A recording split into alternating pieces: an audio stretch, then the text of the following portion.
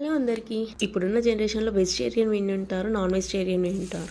ఎగ్టేరియన్ అని ఎప్పుడైనా వినుంటారా? వినుంటే ఆ బ్యాచ్కి చెందినానే నేను. యాక్చువల్లీ మేమైతే వెజిటేరియన్స్, కానీ నేను చిన్నప్పటి నుంచి మా మామయ్య నాకు ఎగ్స్ తినడం అలవాటు చేశాడు. సో ప్రోటీన్ కోసం ఎగ్స్ తినడం అలవాటు చేసిన మామయ్య 15 డేస్కి ఒకసారి, 1 మంత్కి ఒకసారి తిని హాస్టల్కి వెళ్ళిపోయాక మాత్రం అదే పనిగా తినడం స్టార్ట్ అయిపోయింది.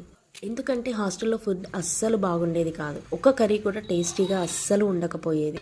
అప్పుడున్న డేస్లో మనీ కూడా నా దగ్గర ఎక్కువగా ఉండకపోయేది. ఆర్డర్ పెట్టుకుందామని మనకున్న బడ్జెట్లో పెట్టుకోవడం అవసరమా అనిపించేది. సో ఇంకా చేసేది ఏం లేక వార్డెన్ పెట్టే రైస్ని తీసుకొని ఇలా ఎగ్స్ని కొనుక్కొని వార్డెన్కి తెలియకుండా వార్డెన్ దగ్గర నుంచి 2 టమాటాలు చోరు చేసి డైలీ ఏదో ఒక type of egg curry, tomato egg Bujji, egg పులుసు, ఫ్రైడ్ రైస్ ఇలా డిఫరెంట్గా రోజుకోటి ట్రై చేసి ఎలాగో నా లంచ్ని అయితే నేను కంప్లీట్ చేసేదాన్ని అనమాట.